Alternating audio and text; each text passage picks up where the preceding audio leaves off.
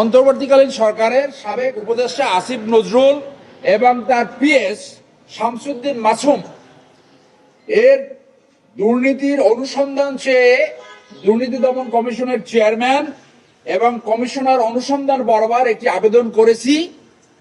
একটি পত্রিকায় প্রকাশিত হয়েছে অক্টোবর 2024 থেকে এপ্রিল 2025 পর্যন্ত 8 মাসে 282 জন সাব রেজিস্ট্রার নিয়ম বহির্ভূতভাবে বদলি করে শতাধিক কোটি টাকা ঘুষ বাণিজ্য করেছে এবং কখনো কখনো এমন হয়েছে 3 মাসের মাথায়, এমনকি 3 দিনের মাথায়ও এ গ্রেডেরটা সি গ্রেডে, বি গ্রেডের সি গ্রেড অথবা সি গ্রেডের যে সাব রেজিস্ট্রার তাদেরকে এ গ্রেডে, অর্থাৎ কোন নিয়ম নীতির তোয়াক্কা করা হয়নি। এছাড়াও এই শামসুদ্দিন মাসুমের দুর্নীতি তত্ত্বাবধায়ক সরকারের সময় ছড়িয়ে পড়ছে, এটা ওপেন সিক্রেট, সবাই জানে যে কোথায় কোথায় সে দুর্নীতি করেছে।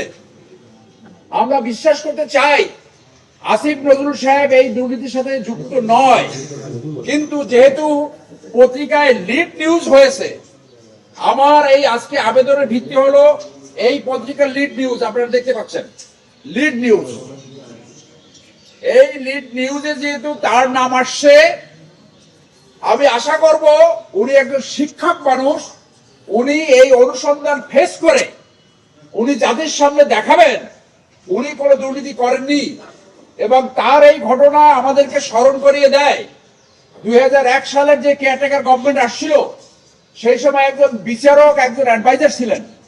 সেই বিচারকের জামাই এবং ছেলে এক রাত্রে 100 সাব রেজিস্ট্রার পোস্টিং করে বিভিন্ন জায়গায় ট্রান্সফার করে 100 কোটি টাকার দুর্নীতি করেছিল। সেইটা সেই সময় তদন্ত আসছিল। যে পরিবর্তনের আকাঙ্ক্ষায় 5 আগস্ট সংঘটিত হয়েছে, একজন তত্ত্বাবধায়ক সরকারের অ্যাডভাইজারের বিরুদ্ধে যদি এই অভিযোগ আসে, এটা জনস্বার্থে, দেশের স্বার্থে, এটা অবশ্যই অনুসন্ধানের মাধ্যমে নিষ্পত্তি করতে হবে। সেই জন্য আমরা আজকে এই আবেদনটা করেছি। আশা করি দুর্নীতি দমন কমিশনের চেয়ারম্যান এবং নতুন কমিশন যখন আসবে, তারা অধিক গুরুত্বের সাথে এই বিষয়টি অনুসন্ধান করবে এবং আইনগত ব্যবস্থা গ্রহণ করবে।